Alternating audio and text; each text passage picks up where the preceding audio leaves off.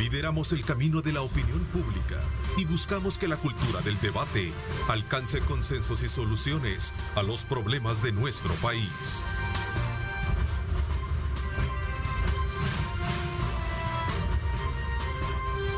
Diálogo con Ernesto López. ¿Qué tal? Buenos días, El Salvador, ¿cómo están? Qué placer enorme saludarles a ustedes. Bienvenidos una vez más a una edición de su programa Diálogo 21. Como siempre, estamos atentos, desde luego, a llevarles a ustedes los diferentes puntos de vista con relación a temas importantes. No podemos pasar por alto el día de ayer, desde luego, el partido, de la cual estuvimos comentando a tempranas horas de la mañana. Los resultados que a bien o mal pues podríamos tener, y ahí están ya a la vista de todos, ¿verdad? Un partido de fútbol que sin duda alguna rebasó el estadio Cuscatlán con la presencia de aficionados. Perdimos 2-0, pues ahí está desde luego las diferentes lecturas generadas a partir de los análisis que se han hecho en toda la prensa deportiva, y creo que cada uno de ustedes también lo tiene. Lo cierto es que si ya se tienen años de no ir al Mundial, quiere decir que no hay calidad, no hay nivel, y no hay un nivel porque no hay una evolución en la Liga de El Salvador, no hay evolución, no se busca mejorar la infraestructura, en fin, tantos elementos que se discuten, se dicen, después de un partido como el que tuvimos ayer. Ahí están las imágenes, El Salvador versus México, ¿verdad? Un resultado que nos pone y nos complica aún más, aún también reconociendo que en el camino también se puede generar otras condiciones de los puntos que tiene precisamente pendientes para poder hacer una clasificación hacia el Mundial. Pero ya la situación es mucho más compleja, mucho más difícil. Al final, pues vamos a seguir esperar a ver qué resultados dan estos otros juegos que se nos avecinan. Así es que así están las cosas. Bueno, hablando de situaciones muy parecidas en términos de que llama muchísimo la atención, quiero darle la más cordial bienvenida esta mañana al doctor Rubén Zamora. Él es experto en el área diplomática, ex embajador de El Salvador en Washington, y quiero darle la más cordial bienvenida, doctor. Gracias por acompañarnos. Ernesto, muy buenos días y buenos días a todas las personas que nos están viendo y escuchando. Es un placer estar en diálogo, porque el diálogo es la salvación en la política. Qué bueno, en el énfasis de ese mismo, digamos, contenido, me gustaría esta mañana hacer un análisis pertinente sobre este nuevo acontecimiento, esta nueva controversia sobre la soberanía de la isla Conejo en el Golfo de Fonseca, y que ha traído consigo al gobierno de Honduras, desde luego, a emitir un decreto para poder establecer y declarar una soberanía ya de manera clara y evidente para este islote que está precisamente en la zona del Golfo. Muchos lo han calificado sin duda alguna como una especie de retórica electoral, ¿verdad?, que se da en un contexto de elecciones. Ha sido muy prudente para muchos, digamos, en la actuación del gobierno, que no ha logrado de alguna manera darle o seguirle en su opinión. Más sin embargo, pues el presidente, de una forma, el presidente Nayib Bukele, en su momento, pues dijo lo que ya hemos visto a través de un tuit que él posteó, en la que le ofreció un sneaker, es decir, un chocolate, ¿verdad? Así están las cosas, y quisiera conocer cuál es su opinión de lo que ha pasado en Honduras con esto. Bueno, mire, esto no es nuevo. Sí. Llevamos ya una historia de pleito, ¿verdad?, entre los gobiernos de Honduras y El Salvador en torno a una isla realmente, como es la isla Conejo del Golfo de Fonseca. Lo primero que hay que decir es que entendamos de qué estamos hablando, ¿ya?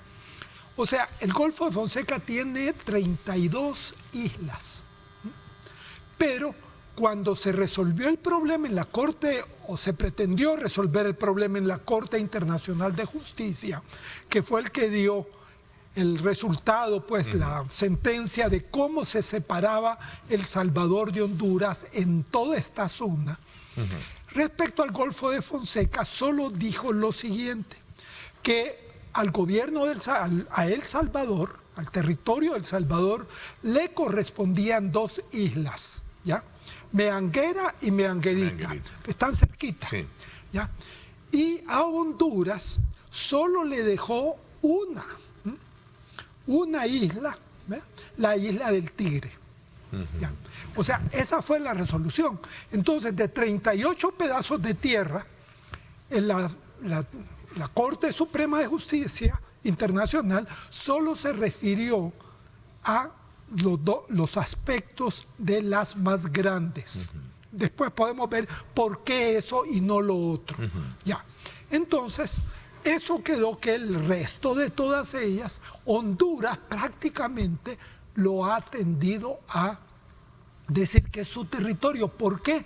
Porque son islitas más pequeñas y todas están más tiradas hacia dijéramos, hacia Honduras. Están hacia el norte. Porque el Golfo de Fonseca, hay que tomarlo en cuenta, es un golfo de aguas bajas, o sea, no es profundo. Y entonces esos golfos tienden a tener sus islitas pequeñas cerca de la costa. Esa era pues la situación. Pero, ojo, y aquí hay que ver, el problema es que la isla Conejo tiene una característica geográfica muy, muy grande. Y es que prácticamente de la isla a tierra firme, como ellos llaman, o sea, ya el territorio seco de los países, de Honduras y de El Salvador es casi la misma. Claro. ¿Ya? ¿Por qué? Porque es la que está más cerca de El Salvador, ¿ya? Y más lejos de Honduras, en la agrupación de las islas pequeñas. Eso hay que entenderlo, y que por eso es que se centra el problema en esta isla. Eso es lo primero. Lo segundo que hay que ver es que históricamente esa isla nadie le hacía caso. Tiene más o menos una extensión de medio kilómetro cuadrado, o sea, es pequeña. Pero quien sí tenía presencia era la municipalidad de La Unión. Eso era histórico. Iban allá, la gente se iba cuando nacían los niños, están registrados en La Unión. No, ¿por qué? Porque es muy difícil de esa isla ir hasta allá. Bueno, o sea que en definitiva podríamos decir, los salvadoreños estábamos tranquilos que esa isla, pues esa es la que nos tocaba a nosotros de las chiquitas. ¿Ya? Bueno, pero ¿qué es lo que pasa? Viene la guerra. Y en 1982, la Fuerza Armada, sin autorización de la Asamblea Legislativa, ojo, esto es lo grave, hace un acuerdo con el ejército de Honduras para que el ejército de Honduras pusiera sus soldados allí. Ojo, y que con eso entonces, ¿por qué? Porque la Fuerza Armada de El Salvador creía o temía o a lo mejor sabía que le venía al FMLN armamento desde Nicaragua. Eso era pasar el Golfo. ¿Ya? Y por eso ellos le dicen a los hondureños, mira, ayúdanos. Cuídanos esta parte. Cuídanos la isla. Eso es gravísimo lo que hicieron. Porque la Constitución dice claramente que lo que se considera el territorio del país, por muy pequeño que sea, solo puede ser ocupado por fuerzas armadas de otro país con autorización del legislativo.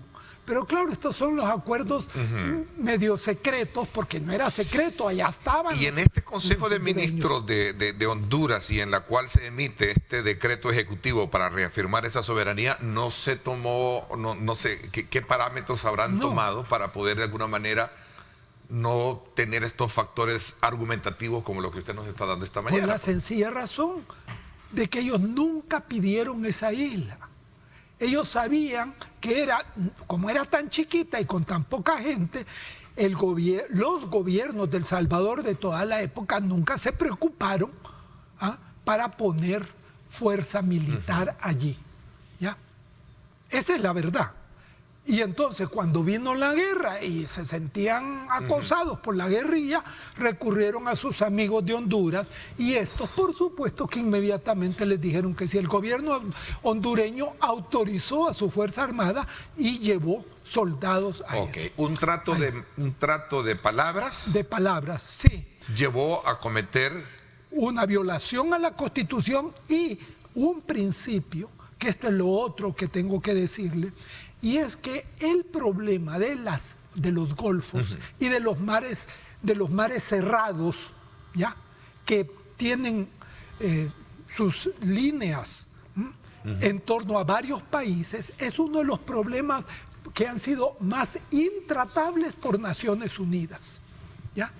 La ley del mar, que por cierto, toda esa ley, que es una cosa maravillosa porque fue la primera ley que hubo allá por 1970 y tanto, yo no recuerdo. ¿Sabe que toda esa ley, esa lucha, que fue como de 15 años, porque es casi imposible era resolver lo que el mar, cómo se juzga lo del mar, ¿verdad? Entonces, esa ley, quien la logró y quien presidió todo eso fue un salvadoreño. ¿Verdad? Pero esos no pudieron entrar a este tema. ¿Por qué? Porque es casi intratable. ¿Por qué? Porque los países han empezado a tener normas legales que se adjudican cuáles son sus pedazos. Y hay un montón de casos en lo que este país dice, llego hasta aquí, y el otro dice, yo llego hasta acá.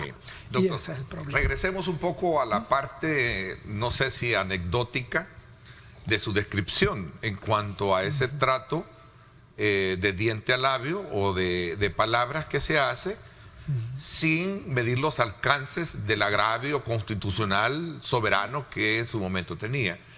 ¿Es eso dicho a diestra, siniestra, o hay pruebas de que realmente eso de alguna manera se dio, y a quiénes podrían ser los responsables de tenernos un poco en Mire, ¿quiénes son los responsables? Entretenidos con este tema, que Dios quiera pues no pase a más, y ojalá que esto pues... Ya no tiene mayor sentido. Acuérdense que estamos hablando de hace ¿cuánto? Más de 30 años. 30 años. 30 40, años. O sea, sí, esto pasó en el 82.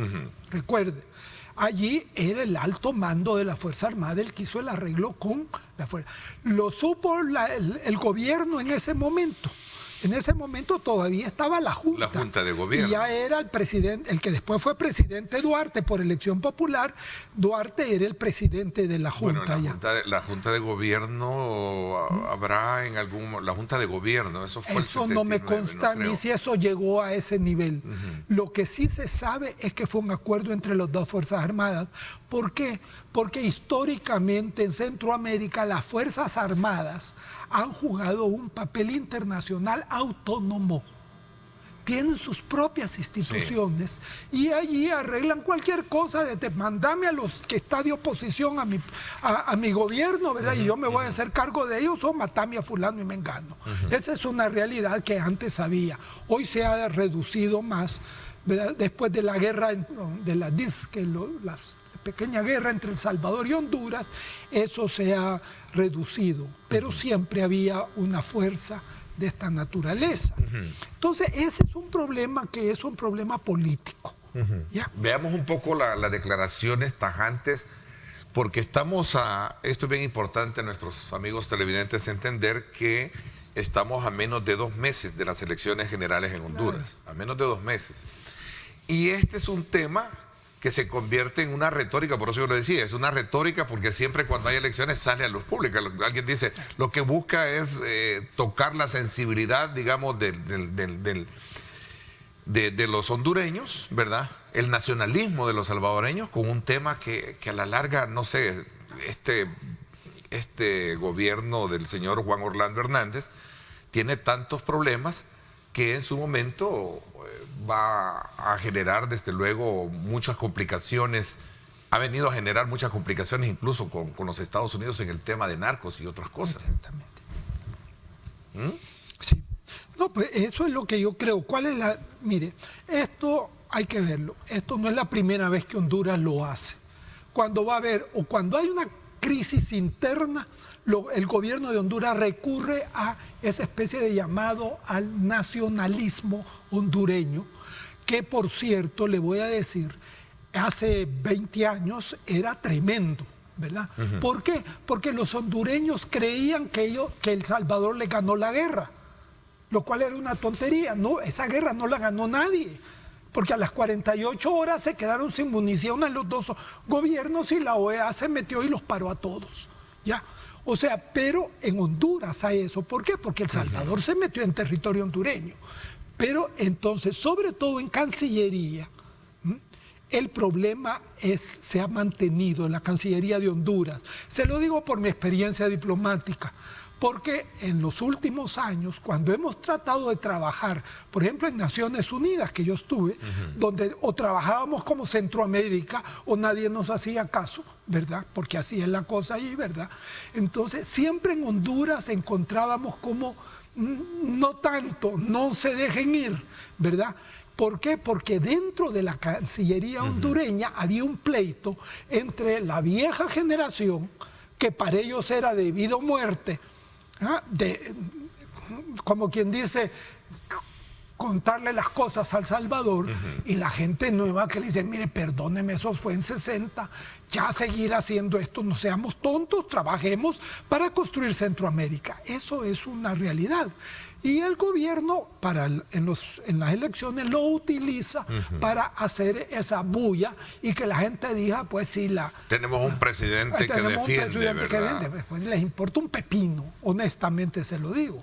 Y además, y mire, yo aquí habría que entrar a que analicemos otro elemento. El elemento electoral, que yo creo que es quizás lo predominante, pero hay otro elemento. El problema es, ¿verdad?, que la única forma de pasar del Pacífico al Atlántico que tenemos es el Canal de Panamá. Por eso los nicaragüenses, ¿verdad?, con los chinos, trataron de hacer su propio canal. Ya Nicaragua siempre había querido hacerlo, pero no se lo permitieron, no se concretizó, los norteamericanos. No, los norteamericanos, el Congreso de Estados Unidos dijo que no. ¿Y saben por qué en cierta medida? Por una estampilla. Porque los que estaban apoyando a Panamá, los congresistas, que fuera Panamá el que se hiciera, y no a Nicaragua, que ponía lo mismo que Panamá, le damos un pedazo del país, como hizo Panamá, ¿verdad?, para hacer el canal. Entonces, halló una estampilla de Nicaragua que tenía la explosión de un volcán, que para nosotros eso es común, claro, pero para Estados Unidos, ¿se acuerdan? Aquellos principios del siglo XX, eso era una cosa fea. Y entonces la mandó a todos, miren, no podemos arriesgar nuestro dinero y nuestro capital en un país en que revientan la tierra. Eso convenció a un montón de congresistas a decir, no, Panamá. Y entonces se fueron con Panamá. Vámonos a Panamá y no a Nicaragua. Y no a Nicaragua. Porque es un país volcánico. Volcánico. Panamá no es volcánico. Eso es una historia que hay que tener. Pero en definitiva de esto, lo que quiero decirle es que en este momento, ¿ves?, en lo que queda son unos resabios que ya no tienen sentido. Yo sí creo que es correcto que El Salvador no haya entrado al juego de Honduras. ¿Ah? ¿Por qué? Porque ese juego es un pullón al gobierno para que lo haga, pues. Claro. Como sabe un poco las reacciones de nuestro presidente, que a veces son reacciones inmediatas, ya. Entonces, pues eso. Claro. Pero ahora, esta vez solamente solo fue un meme donde ofrecía un chocolate Snickers al presidente. Entonces algo fue bien tranquilizante. No trate de engañar. Así es. Y bueno, creo que eso, ¿verdad? Entonces, pero el otro punto que hay que tomar en cuenta, Honduras quiere desarrollar económicamente su parte de el Golfo de Fonseca, o sea, el sur de Honduras, que es su única entrada al Pacífico, ojo. Y allí ellos lo que han hecho es, trataron de crear una especie de país aparte, que es la teoría de un norteamericano que dice que hay que hacer, para que un país avance, hay que dejar que no se mete el gobierno dentro del desarrollo. Y entonces crean, o sea, él ha creado, porque él dice que Hong Kong así era, olvidándose que Hong Kong estaba hasta el alma controlado por Inglaterra, ¿verdad? Hasta antes, ¿verdad? Pero en fin, ellos en Honduras lo invitaron a para que les hiciera ese trabajo.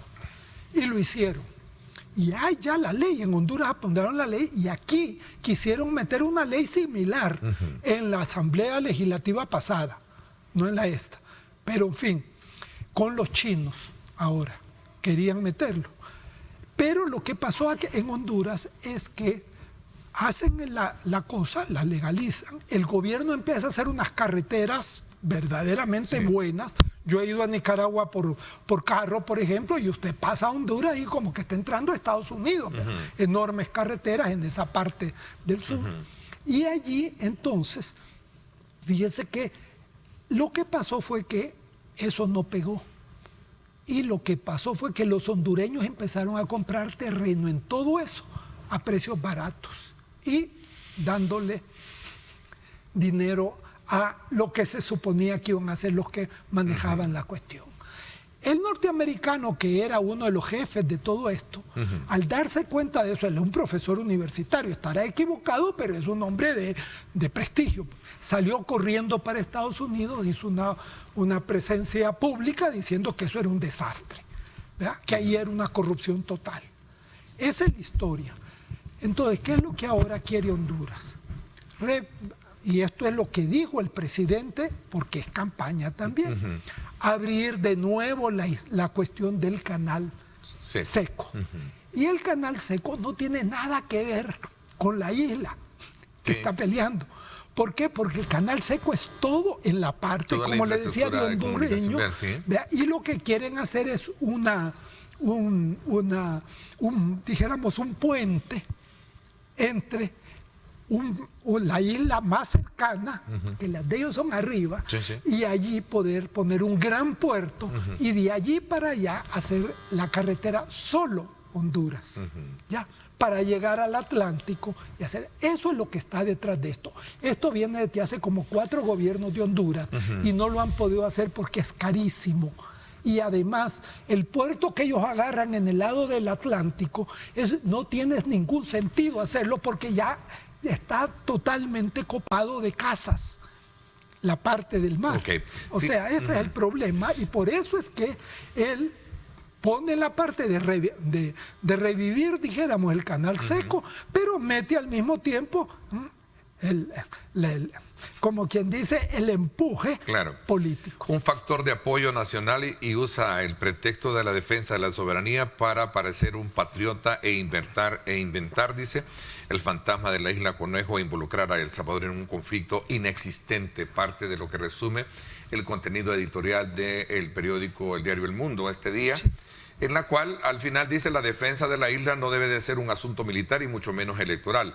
Hay suficientes elementos históricos y legales que demuestran que ese islote del Golfo de Fonseca es territorio salvadoreño y hay que prepararse seriamente para recuperar su posesión a través de cortes internacionales. Ese es otro elemento importante, cortes internacionales. Vamos a eso. Vamos a otro nivel. Por el otro lado, que no esperen mucho de eso.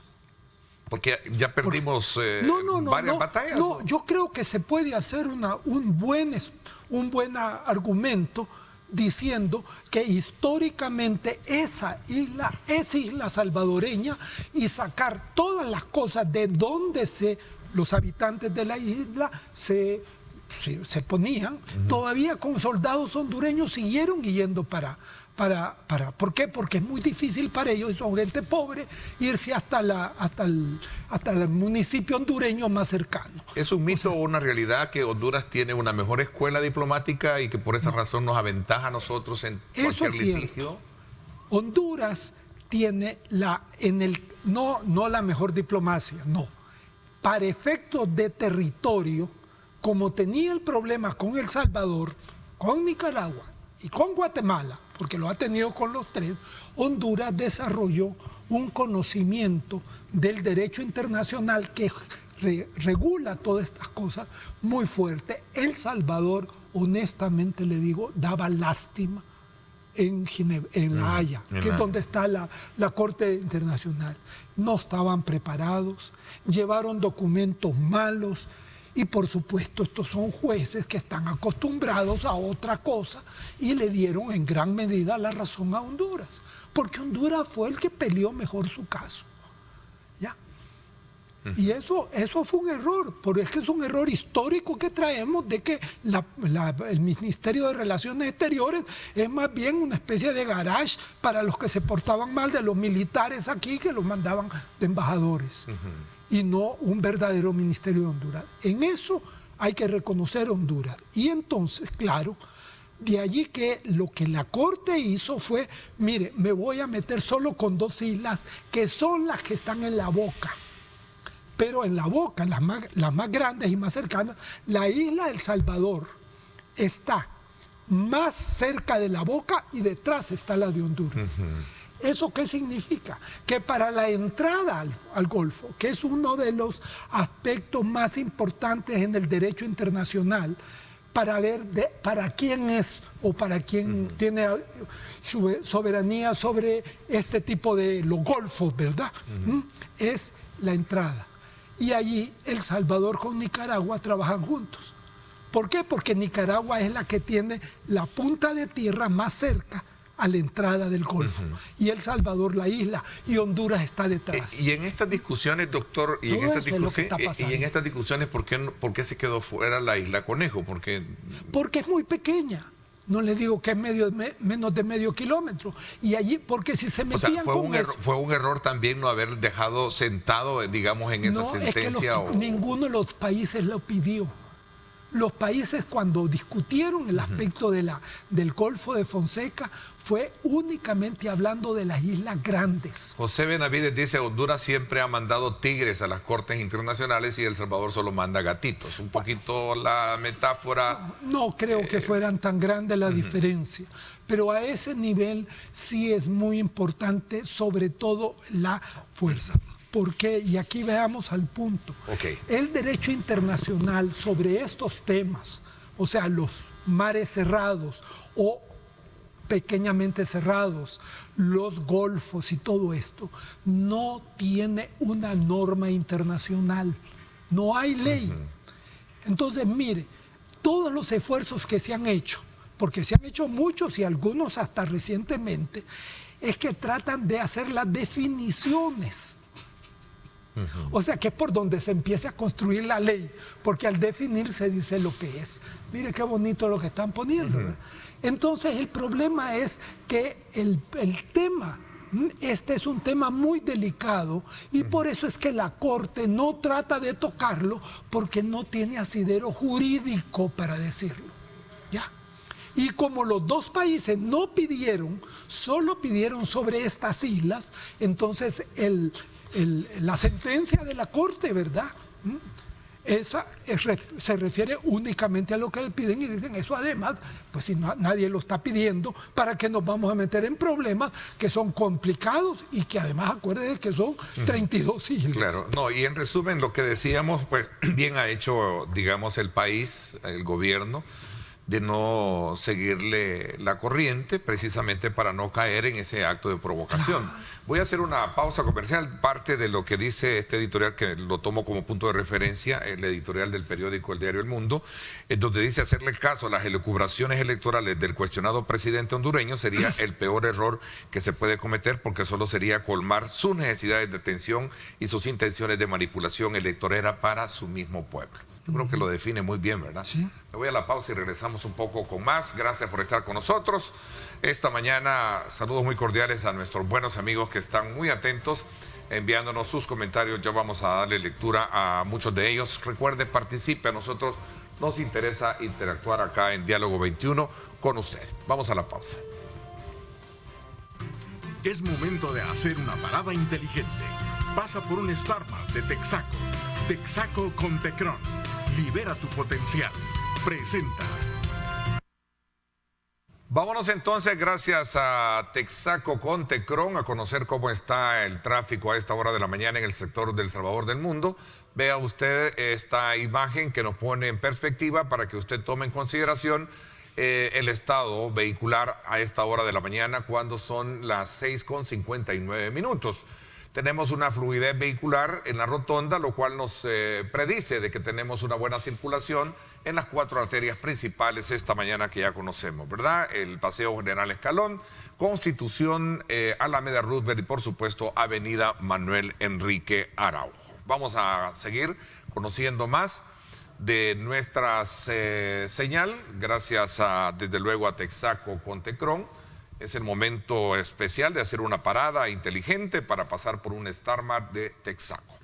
Veamos entonces ahora el sector de este centro comercial y lo que significa también el tráfico a esta hora de la mañana sobre el Boulevard Los Héroes. Ahí estamos con una circulación bastante normal a esta hora, ¿verdad? Día jueves, sin duda alguna, pues vamos a estar muy, pero muy atentos más adelante de presentarle otras imágenes de otras arterias con información del tráfico. Así es que es un momento especial para usted hacer una parada inteligente.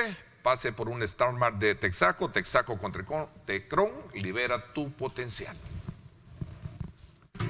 Es momento de hacer una parada inteligente. Pasa por un StarMart de Texaco. Texaco con Tecron. Libera tu potencial. Presentó.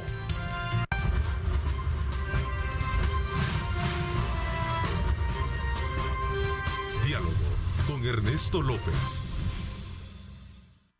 Bueno, gracias nuevamente por estar con nosotros. Continuamos conversando con el doctor Rubén Zamora esta mañana sobre esta nueva controversia generada precisamente a partir de un acuerdo hecho por el Comité Ministerial de Honduras, en la cual se acuerda crear a través de un decreto ejecutivo, precisamente en una declaración que busca reafirmar la soberanía nacional en los espacios terrestres, marítimos y aéreos de Honduras, entre las cuales se encuentra la isla Conejo en el Golfo de Fonseca, para impulsar un plan de paz y desarrollo sustentable. Así lo manejaron. Pues muy mal, porque nunca fue la isla Conejo al conocimiento de o sea, oficialmente conocimiento, como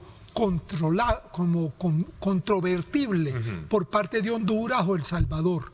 Ya, Honduras se cayó porque sabía que la perdía. Okay. El Salvador no la pidió porque se creyó que la tenía asegurada. Eso es en referencia a lo que se hizo en La Haya. En La Haya a través de esta resolución, ¿por qué no se dejó claro que la isla Conejo era de El Salvador? ¿Por qué? Porque eran vecinas, pero debieron de haberlo hecho. Lo que pasa es lo que le digo, es que estaba el problema del Salvador en todo ese es que preparar la presentación del reclamo, pues, o de sus derechos es sumamente difícil. ¿Por qué? Porque requiere porque los jueces son de alto nivel. Mire, yo tengo aquí a lo más que se ha llegado para poder ponerse de acuerdo la comunidad internacional cuáles son las variables que hay que estudiar en estos casos. Son 8. El caso nuestro, no se las voy a decir porque son algunas medio enredadas, pero viéndolo al caso nuestro, prácticamente 4 o 5 de esas 8 sí se cumplen en el caso del Golfo de Fonseca, porque eso es lo que se llevaría contra. Pero oye, el problema ya es muy difícil presentarlo para El Salvador. ¿Por qué? Porque él cedió soberanía. La soberanía de un país está entregada en último término en las Fuerzas Armadas, y eso lo dicen las constituciones, tanto de Honduras como de El Salvador. Tan es así que la nuestra lo que dice es: señor, a usted lo que le toca a la Fuerza Armada como su verdadera deuda, o digo, obligación constitucional, es que se respete el territorio del país. Y no se anden metiendo en mucho, excepto en cosas extraordinarias y por muy corto tiempo. Ojo, que eso está en Constitución y se está violando. Dice que para tratar de parar a la mara. Fueron muy cortoplacistas entonces los negociadores fueron muy cortoplacistas. Es que nunca lo pensaron, y bueno, Honduras nunca tampoco dijo nada porque sabía que eso no era de él. Honduras tenía preparado primero con la gente de allá, porque todo Sí, el caso se hace con abogados que están en La Haya y que viven de eso y que cobran una barbaridad. Pero lo que se recoge de la prueba está en el país, ¿verdad? Y eso los hondureños tenían años de estarlo formando, ¿ya? Nosotros empezamos a formarlo cuando se dijo que se iba a ir a La Haya.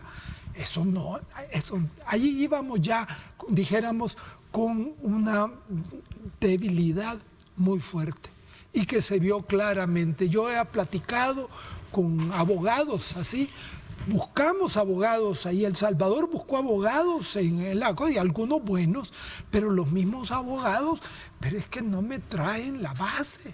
¿Ah? El abogado no se puede basar en cosas que no están comprobadas a ese nivel, ¿verdad? Entonces El Salvador no tenía la dimensión necesaria como para enfrentar esa cuestión y por eso nos salió todo esto. Ok, como experto y conocedor en temas de geopolítica, doctor, bien ha hecho el país entonces en no seguirle la corriente, digamos, en términos muy populares. Mire, incluso si tenemos, porque si nos ponemos a buscarla tendríamos para poder ir a un juicio, creo yo. No soy tan especialista en derecho internacional, se lo digo, pero a mi ojo de buen cubero, como dice, tenemos base histórica. Para hacerlo. ¿Por qué? Porque 30 o 40 años de que se ocupan unos cuantos soldados un lugar, no necesariamente significa ejercicio de la soberanía. Porque aun cuando había, lo que puede argumentar, había ocupación militar, pero la gente seguía manejándose, la población, que es lo más importante que suele ver en estos conflictos, ¿verdad? Donde la población estaba vinculada. Porque el territorio es, en primer lugar, para la población. Tengo que hacerle esta pregunta porque también está merodeando en este tema.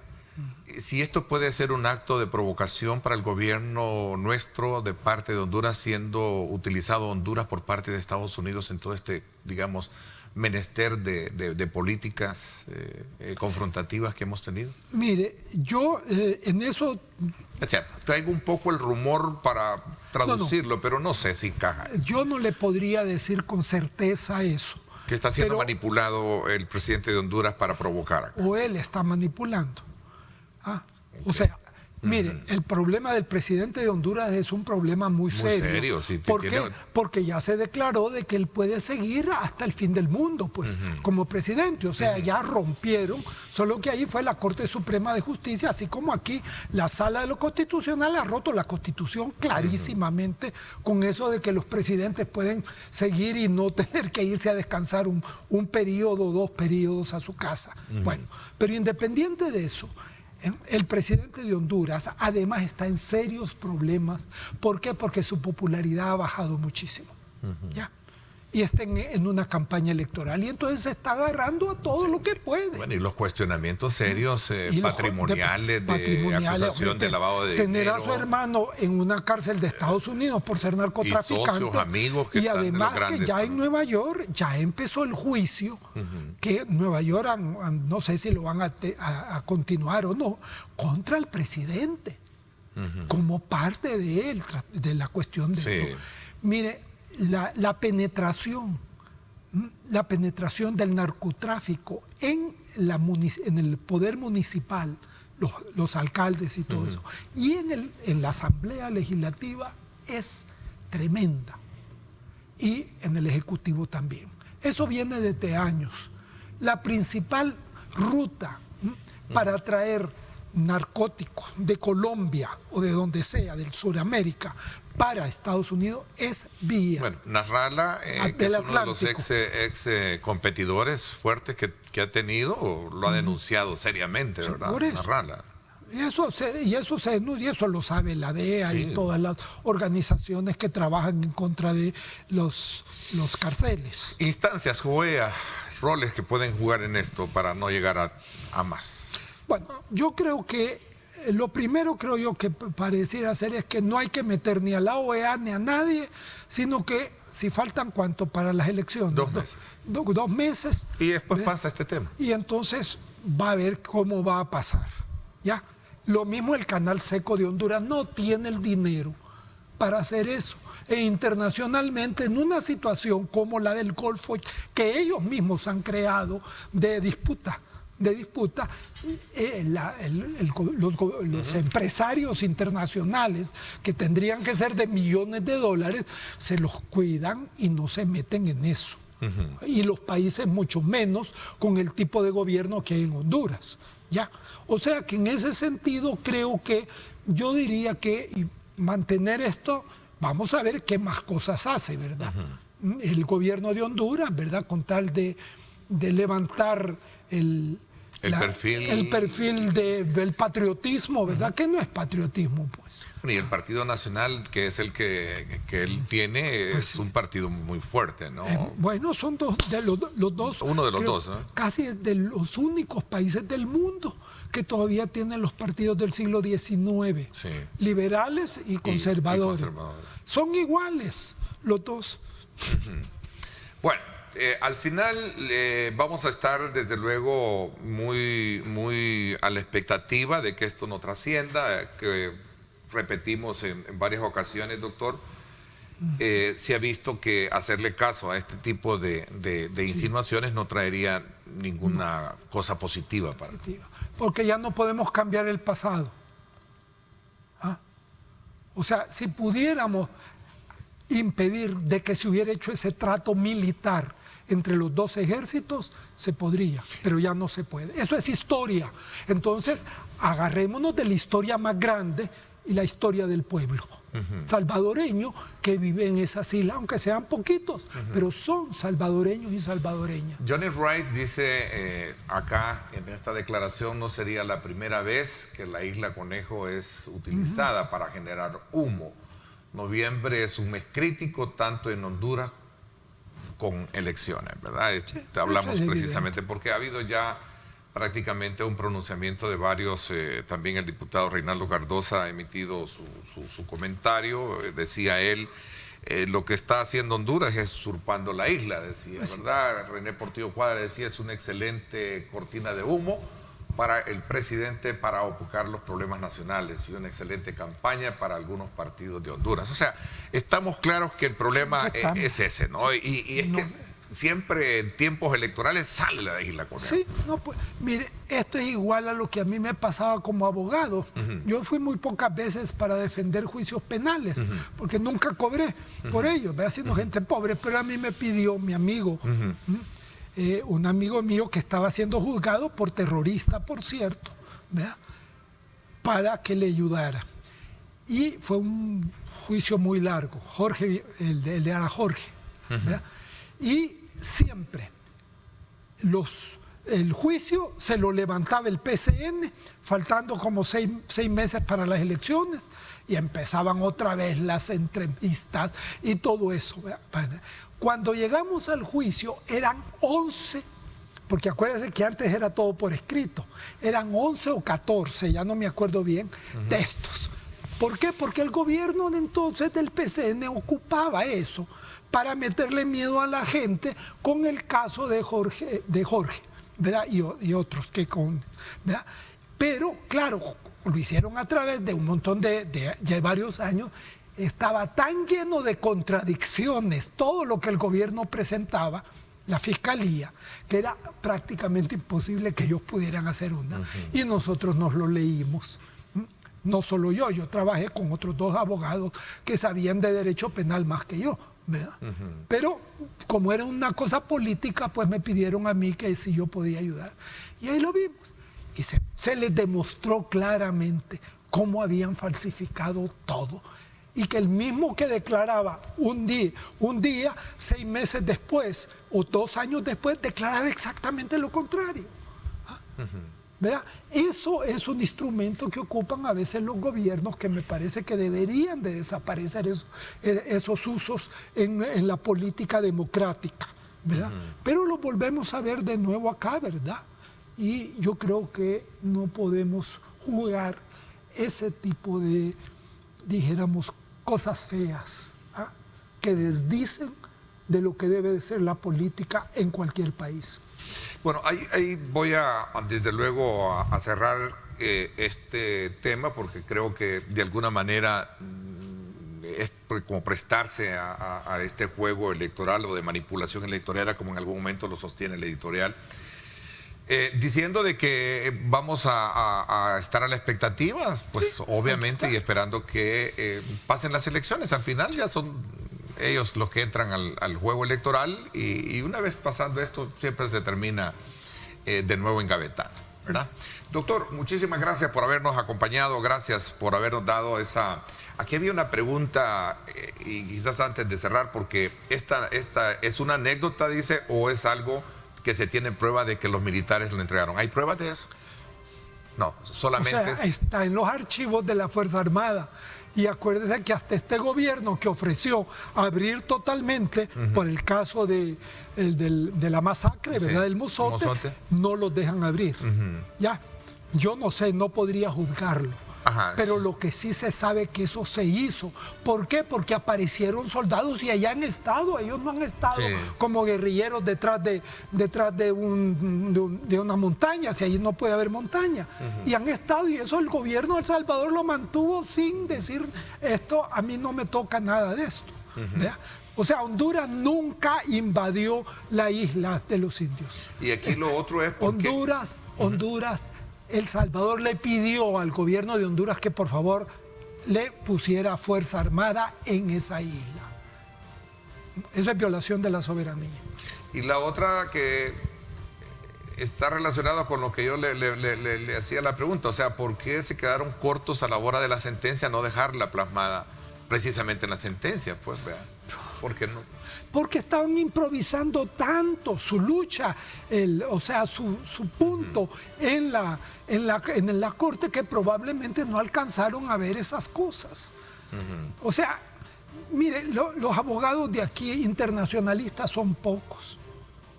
Y segundo, que conozcan el país y la historia del país casi no hay. Bueno, uno de los últimos fue el doctor Martínez Moreno, ¿verdad? Sí, Alfredito, que sí sabía de derecho internacional. Que creo que, bueno, acaba de fallecer, ¿no? Sí, ¿verdad? El doctor Alfredo Martínez Moreno es uno de los hombres más sabios que hemos tenido como abogado, pero de nuevo estaba metiéndose en un tema muy complicado y que requería de abogados muy especializados, y él no tenía especialidad. Él conocía del derecho internacional que existía, pero no de un derecho internacional que no existía como es este, y que entonces es mucho más difícil de manejar, y por lo tanto requiere de las partes una cantidad de prueba mucho más fuerte.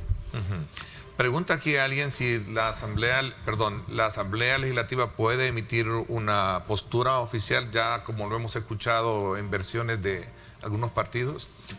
Creo que se refería a lo que estábamos viendo ahí. La Asamblea puede, lo que no puede es dar una ley, que es distinto. O sea, como para reafirmar, bueno, no miren... Eso es una declaración para que El Salvador, pues eso lo puede hacer cualquier institución, la Corte Suprema de Justicia o los que quieran. Creo que lo más sabio sería no echarle leña a este fueguito que nos quieren hacer el presidente de Honduras. No es el pueblo hondureño. Ojo, esto es los caprichos del presidente de Honduras, que está en una situación mala electoralmente. Ok, voy a hacer una pausa, me dicen que continuamos, entonces con el doctor me voy a permitir, todavía voy a aprovechar, tocar algunos temas de país.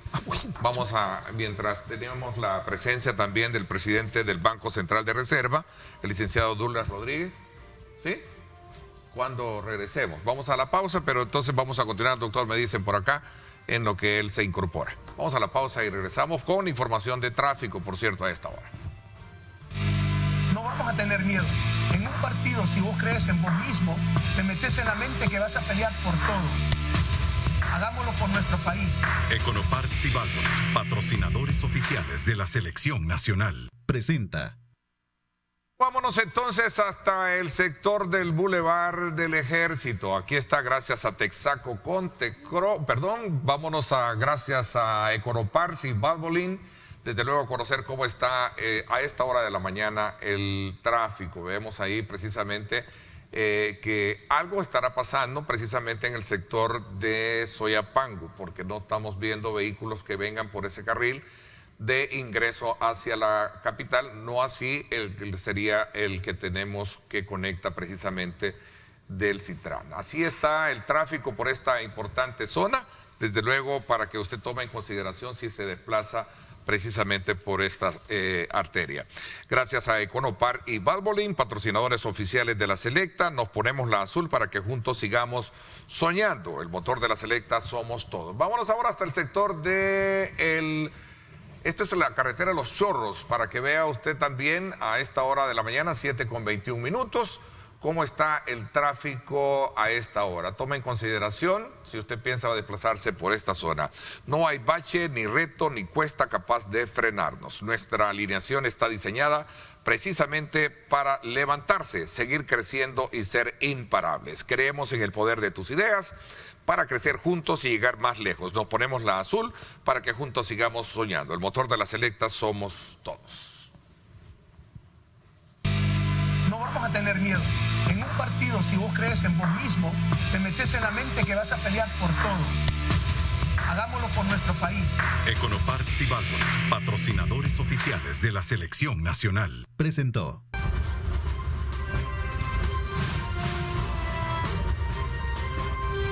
Diálogo con Ernesto López. Bueno, gracias nuevamente por estar con nosotros. Voy a hacer una aclaración. Teníamos prevista la presencia del presidente del Banco Central de Reserva de El Salvador, Douglas Rodríguez, pero me decían que hubo cierta confusión para la coordinación y la presencia de él acá en el programa, por lo cual estaría con nosotros el próximo día lunes y en la que estaríamos haciendo un abordaje particularmente relacionado con el crecimiento económico del país y sobre todo también estas proyecciones que se están hablando, se están mencionando, en la cual el crecimiento económico del país andaría alrededor del 9% para el cierre de este ciclo de año.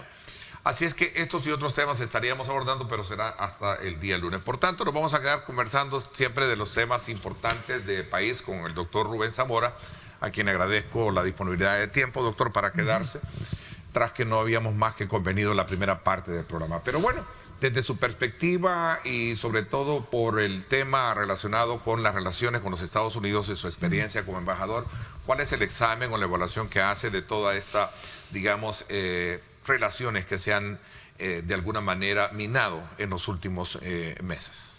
Bueno, mire, mi evaluación hasta este momento parte de lo siguiente. Bueno, lo primero que hay que decir que cuando el presidente Bukele entró al gobierno de El Salvador, y él quería y hacía una relación completamente favorable con el gobierno de los Estados Unidos. El gobierno de Estados Unidos era el señor Trump. Y el planteamiento de Trump, básico con países centroamericanos, era paren la migración, paremos la migración. Ese era su objetivo principal, ¿ya? Desarrollo y todo eso, no tenía mucho interés en eso, pero que se parara. Y por eso encontró, tanto de Guatemala, Honduras y en el caso de El Salvador en especial, un gobernante que se plegó completamente a ese tipo de decisión. Y por eso es que las relaciones entre Estados Unidos y El Salvador durante esos años se elevaron mucho. ¿Verdad?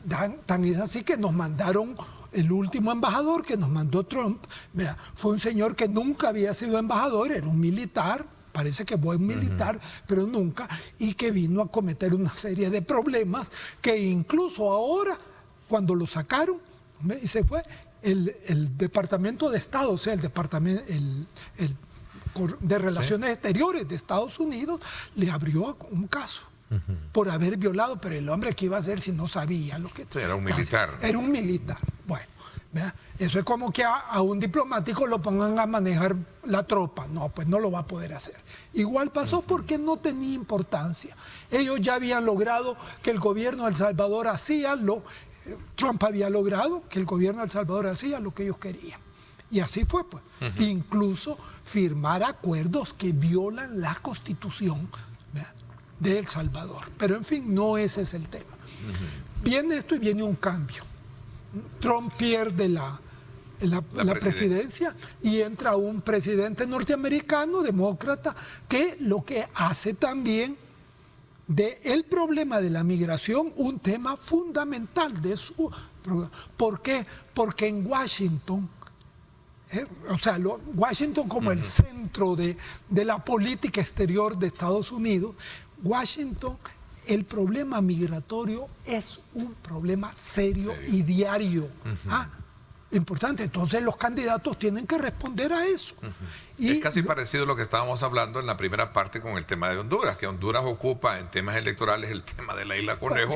En Estados Unidos el tema migratorio es el que pesa. Pero el problema no es que ocupen temas electorales, porque tienen que hacer temas electorales para hablarle a la gente y decirle qué va a hacer. Para eso es la campaña. Bueno, pero la administración Trump ocupó el tema de el tema de migración, fue lo que lo llevó en su momento también. Claro, con una cosa de decir que todos esos migrantes son delincuentes que vienen a matar, incluso con palabras soeces respecto. Y el gobierno salvadoreño nunca dijo una palabra para defenderlos. Y segundo, apoyó y firmó, porque la ministra de Relaciones Exteriores de Bukele firmó documentos que violaban la soberanía nacional.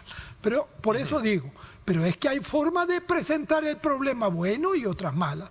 Con Biden, como tenía que presentar el problema, hace su planteamiento y dice, no, miren, esto de hacer muros no resuelve nada. Y ahí tiene cierto, no resuelve el problema de la migración. Entonces, dice él, tenemos que ir a la raíz del problema. ¿Y la raíz del problema cuál es? Que esa gente se viene aquí, se quiere venir porque no tiene oportunidad de trabajo, oportunidad de un nivel de vida que quisieran tener en sus propios países. ¿Ya? Y como ya tenemos una fuerte migración de centroamericanos, especialmente de salvadoreños, pero últimamente de hondureños y guatemaltecos, ¿verdad? Ya entonces la migración de esto ya es muy grande. ¿Por qué? Porque ya tiene una base propia, que son los salvadoreños que están pidiéndole a los parientes o a los amigos. Y ese enfoque de cooperación más directa y no con gobiernos, de alguna manera buscando ese fin de detener el tema migratorio para que impactar, digamos, en aquellas zonas deprimidas económicamente, y que es uno de los motivos por los cuales migran. De alguna manera, ¿cómo lo evalúa usted? No, yo lo evalúo que es una realidad. Por eso se ha sido en toda la historia del mundo. ¿Qué pasó? Por ejemplo, a finales del siglo XIX, principios del XX, con los miles y miles de italianos, europeos, de toda Europa, irlandeses y todo, que se fueron. El hambre, señor. ¿Por qué no iban de turista? Nuestra gente se va a Estados Unidos no para ser turista, a no ser que tenga dinero para pagar el avión, ¿verdad? Se van a pie porque lo que quieren es poder vivir. Para mí, antes fue sobre todo, era la represión que había en el país la que empezó a generar toda esta cosa. La migración nuestra, salvadoreña, a Estados Unidos, tiene como su origen esta última, pues que ha sido la masiva, ya, que era porque estaban matando aquí a la gente, pues. Esta hora ya pasa a ser más bien por cuestiones de economía. Pero eso, lo importante que quiero señalar, entonces Biden dice, bueno, entrémosle a la raíz del problema. ¿Y por qué no ayudamos a esos países para que generen en su país la posibilidad de que haya empleo, que se pueda trabajar? Y dice, yo pongo $5,000 millones en mi gobierno para poder desarrollar ese proyecto. Y no solo eso, su vicepresidenta, que se considera en Estados Unidos una señora de izquierda, ¿verdad?, empieza a reunirse con las grandes empresas de Estados Unidos para decirles, bueno, pongan su parte en esta cosa porque esto es un problema ya nacional, la migración. Y ustedes lo que le estamos pidiendo es que cooperen invirtiendo. vamos a dar garantías, vamos a apoyarlos, pero ustedes inviertan y creen empleo. Eso se está haciendo en Estados Unidos. Pero ¿qué es lo que pasa? Ya, que el problema es que esto tiene que tener también el apoyo de los gobiernos de Centroamérica, de Guatemala, de Honduras y El Salvador. Veamos. Guatemala y Honduras, como que no pasa nada y están nada. Pero el presidente Bukele empieza una política de golpear a Estados Unidos. ¿Por qué? Porque Biden les dice, miren, pongo el dinero, pero ustedes tienen que 3 cosas hacer. Paren la corrupción, paren o respeten los derechos humanos y respeten la Constitución, la institucionalidad democrática. Y eso es lo que el presidente Bukele no está haciendo. Entonces el presidente Bukele reacciona. No porque no le quiera ayudar a Estados Unidos, claro que ¿quién va a decir que no? Sino porque el trabajo que tiene que hacer él para recibir eso no lo puede hacer porque está haciendo todo lo contrario. Joaquín Castro, demócrata de Texas, dice lo siguiente: la gente huye de la violencia y de los desastres naturales.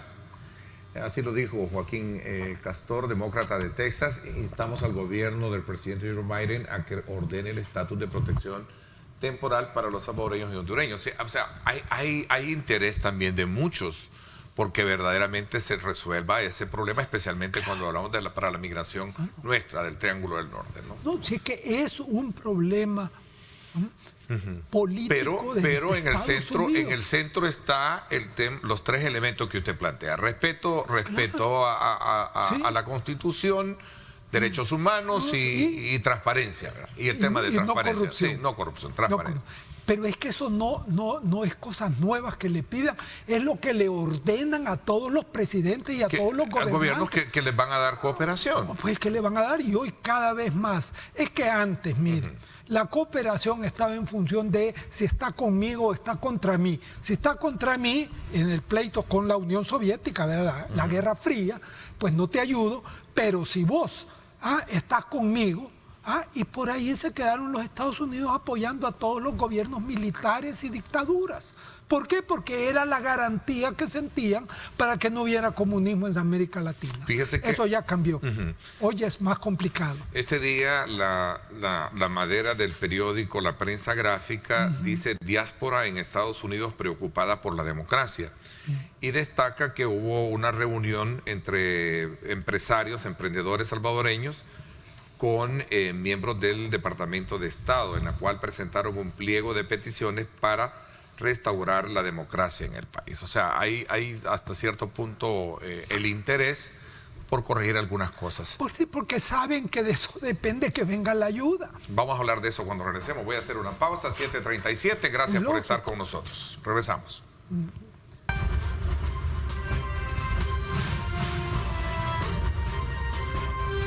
Diálogo con Ernesto López. Gracias nuevamente por estar con nosotros. Doctor, hablando de instaurar o fortalecer el tema de la democracia, que quiera si o no ha sido seriamente cuestionada en los últimos meses, sobre todo por todo este trabajo que se ha hecho desde la Asamblea Legislativa y un poco, digamos, hilvanando lo que viene desde la parte relacionada con esto de las relaciones entre Estados Unidos y El Salvador, bajo condiciones de cooperación. La cooperación está por otro lado, no está directamente, o creo en algún momento con algunas instituciones. Pero también tenemos una Asamblea Legislativa que es la responsable de hacer todo este tipo de cambios. ¿Cuál es la evaluación? Ahí está, por cierto, lo que les decía de una reunión que se dio precisamente en Washington.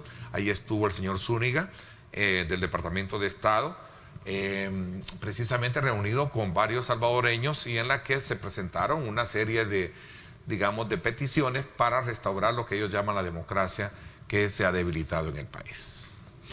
Pues sí, yo creo que, mire, volviendo a esto de las relaciones con Estados Unidos, el problema es, como le decía, cuando viene el nuevo gobierno, cambia en ese sentido la política. No es que nos quiera abandonar, al contrario, nunca nos habían ofrecido tanto dinero de cooperación como lo que ha hecho este gobierno, el de Estados Unidos. Pero, por supuesto, él tiene que darle cuenta a su gente y a su Congreso, que no es como el de aquí, sino que ahí hay no solo los republicanos, los demócratas que exigen que el presidente dé cuenta de qué es lo que está haciendo. Y eso ha sido histórico de ellos. Entonces, él tiene que tener un respaldo. Entonces, por eso es que la reacción del presidente Bukele ha sido atacar a Estados Unidos. Entonces, pone a Estados Unidos incluso en una situación difícil. Porque, mire, por más que ellos quieran ayudar a través de las organizaciones de sociedad civil, que lo están haciendo y lo están aumentando, y el último punto que ha puesto explícitamente dice que la prioridad de ese apoyo es para organizaciones de la sociedad civil.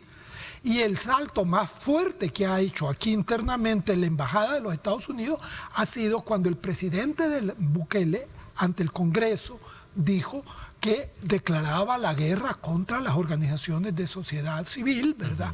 Ya, esa misma, y hizo lo de los jueces, lo llamó. Esa noche hubo una reunión en Casa Presidencial donde Estados Unidos les dijo, esto ya no puede ser. Y allí fue donde Estados Unidos le pidió al presidente Bukele que por qué no empezaba a platicar con esta gente para hablar, que no se podía estar dando este tipo de cosas de guerra, como él dijo. Hubo una reunión, ¿verdad? Ya no hubo seguimiento, pero ya no hubo una sola reunión. Por eso, entonces, pero Bukele por primera vez en su gobierno se ha sentado con... Y fue un mensaje muy positivo, porque por lo menos así salieron diciendo, ¿no? Mire, yo cuando vi los reportes sobre la reunión que estuvo, pues está bien, pues platicaron. De lo único que me acordé fue de La Palma. ¿Por qué? Porque cuando fuimos a La Palma, y yo fui allí, vea, ¿qué fue La Palma? Que hablamos, nosotros decíamos lo que queríamos, ¿verdad? El FDR-FMLN, y el gobierno dijo lo que quería. Fue como diciendo, mira, yo estoy aquí, y el otro decía, yo estoy allá. Pero segundo, histórica foto, sigamos. Y por eso es que hubieron 3 reuniones largas.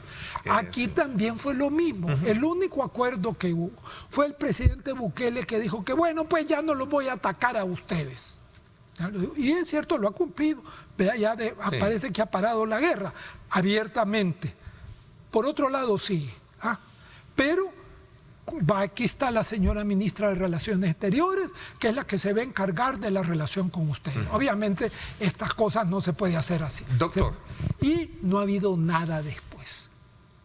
Ya o sea, como reunión. Quien dice, el presidente Bukele le cumplió de boca a la embajada norteamericana y hasta ahí nomás. Doctor, el escenario legislativo, desde el punto de vista de cómo se están haciendo las cosas, el rol que están jugando los partidos de oposición, el partido al cual, desde luego, en la que usted corrió, incluso por una candidatura presidencial, el FMLN, ¿cuál es el examen que hace cada uno de estos partidos? Bueno, y en el tema de Arena también, ¿verdad? Que tienen otras aristas ahí planteadas. Hablemos un poquito de los partidos. Bueno, mire, yo creo que para entender lo que está pasando en nuestro país en este momento y por qué tenemos un presidente neopopulista y con las cosas que está haciendo de destrucción de la institucionalidad democrática, ¿verdad? Hay que referirse a antecedentes. Los partidos políticos que jugaron un papel importante, no decisorio, pero importante en la terminación de la guerra, al extremo de que todas las reformas constitucionales que tuvieron que reafirmar, o sea, con los 2/3, yo fui diputado en esa época, toditas las aprobamos sin cambiar una palabra, por unanimidad. Nunca había habido casi una cosa que un cambio constitucional se fuera de esa naturaleza. Eso demostraba lo que había en ese momento de que entendámonos, busquemos salida, trabajemos juntos. Eso se fue perdiendo, honestamente, se lo digo. Se fue atrayendo e incluso empezaron algunos retrocesos. Y una de las razones de eso es que dos de los pilares para que funcionara la política fundamentales, que son la Asamblea Legislativa y los partidos políticos, no los tocó el acuerdo de paz. No hay una palabra solo para decir que el FMLN debe de hacerse partido político. Pero esos partidos vienen de un pasado triste. Acaba de celebrar su aniversario, ¿verdad? ¿Cómo? Acaban de celebrar un aniversario. Sí, el FMLN, sí.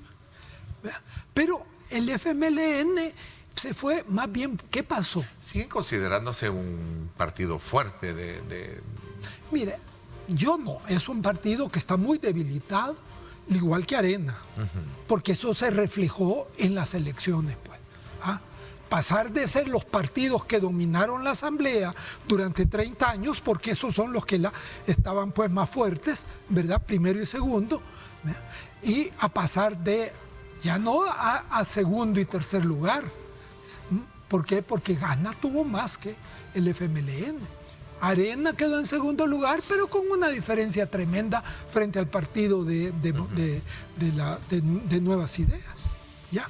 O sea que en ese sentido hay una crisis de los sistemas de partidos políticos que es de carácter universal en los países democráticos. ¿Y es salvable, es superable esa crisis de los partidos? Voy a hacer una pausa y voy a ver desde esa perspectiva, para ir un poco cerrando este ciclo de análisis que estamos haciendo, precisamente tomando como punto de referencia, ¿verdad?, lo que han sido las relaciones entre Estados Unidos y la solicitud de poder instaurar el tema de democracia, pero también habría que ver digamos, como la parte hegemónica y de legalidad que tiene Nuevas Ideas, porque Nuevas Ideas salió triunfante en las elecciones y eso es legal, ¿verdad? Y tienen, ¿o no? O sea, no, pero si quiere le digo por qué. Vamos a hablar de eso. Digo por el hecho de que fueron electos, pues, y ahí están los resultados. Que fueron electos, sí. Ahora, que las acciones tengan discusiones, eso es lo que vamos a ver un poquito desde esa perspectiva.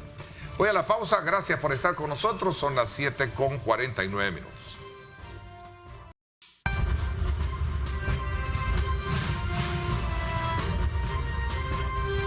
Diálogo con Ernesto López.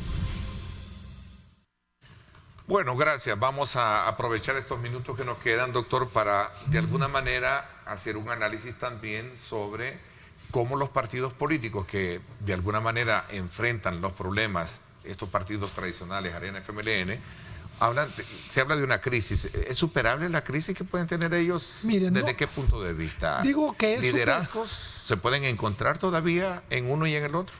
Miren, lo que le quiero decir es, yo creo que es superable. ¿Por qué? Porque ya han habido crisis de los partidos políticos bastante grandes. Cada cierto tiempo se produce eso. ¿Por qué?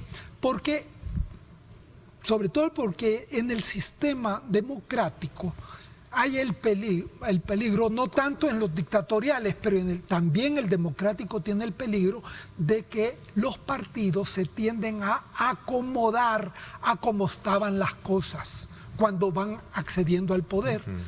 Y como aquí el centro del poder de los partidos es la Asamblea Legislativa, esa es su vitrina de todos los días, ¿ya? Y por eso es que le dan una gran importancia, ¿verdad? El gobierno cuando la tienen, pero si no la tienen, el más permanente es la Asamblea. Entonces, la Asamblea nunca se cambió. Y la Asamblea Legislativa de El Salvador es un centro de corrupción de los más fuertes. Sobre todo por un problema que yo lo viví cuando fui vicepresidente de la Asamblea, que las cosas que me parecían que eran corruptas, me lo presentaban como lo que había que hacer.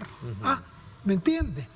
Y entonces todo eso, ¿qué es lo que ha hecho? Que Arena, que es un partido que yo me acuerdo que al principio al menos planteaba de que el gobierno es una cosa y el partido es otra cosa y el partido tiene que tener un papel independiente, terminó siendo manejado por el presidente de la República y sus adláteres, ¿verdad? Con el último de Arena.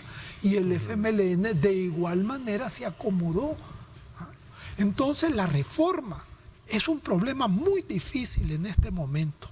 Pero de esas crisis es que salen las reformas. Por eso yo le hacía la pregunta. ¿Habrán liderazgos o, bueno, por ejemplo... Pero es que eso, mire, los líderes no salen. Se dice que en Arena andan buscando quién esté al frente de la presidencia. ¿Cómo? Se dice que en Arena andan buscando a alguien que se haga cargo del partido. Bueno. En el FMLN muchos cuestionan de que no tiene digamos, como la fuerza de expresión territorial para poderlo hacer. De hecho, se cuestionó mucho una concentración, creo que hicieron de aniversario, que fue poca gente la que tuvieron.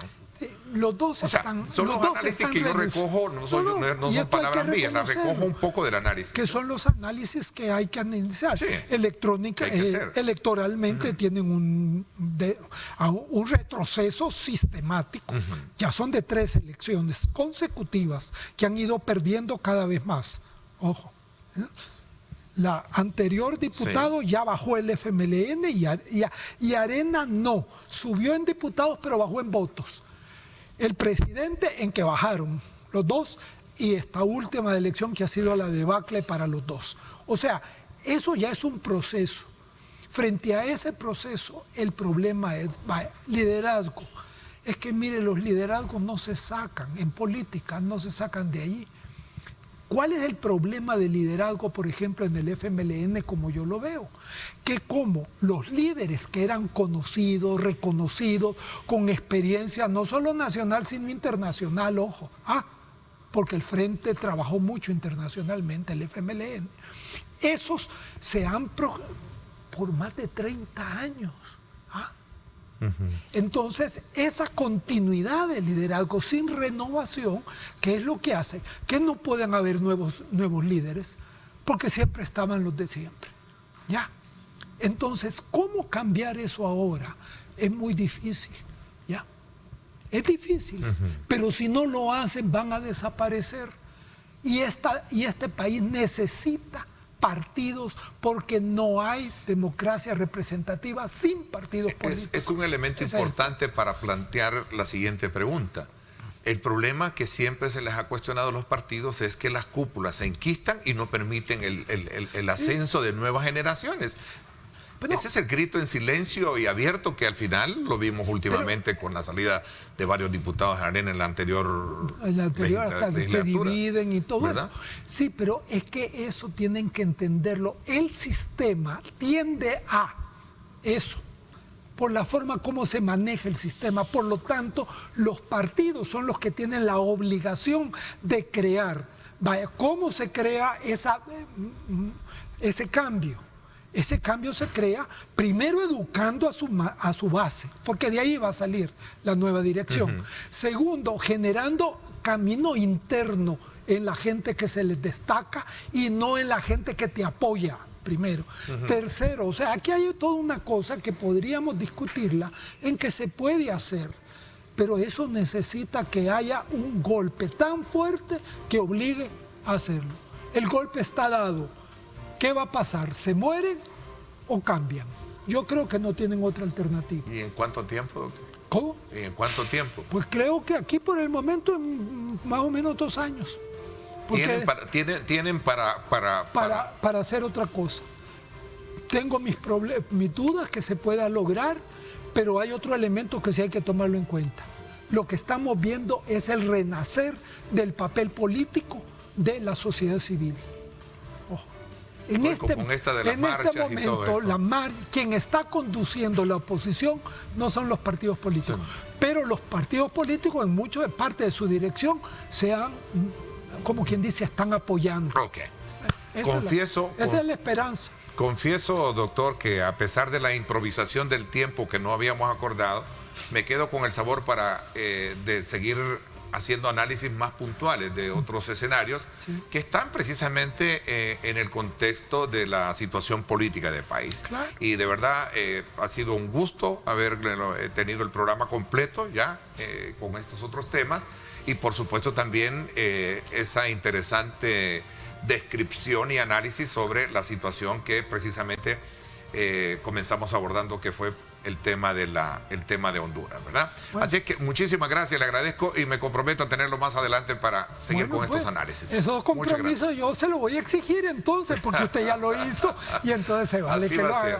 Pero muchas gracias y gracias a todas las personas que nos han escuchado y especialmente a las personas que nos han indicado por bien o por mal lo que hemos dicho. Así es.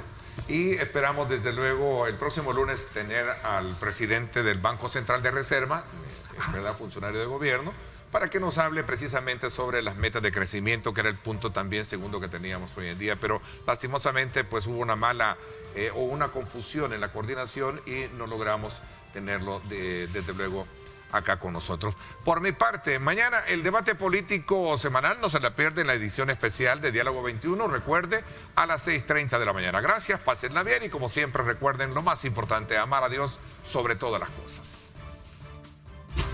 Lideramos el camino de la opinión pública y buscamos que la cultura del debate alcance consensos y soluciones a los problemas de nuestro país.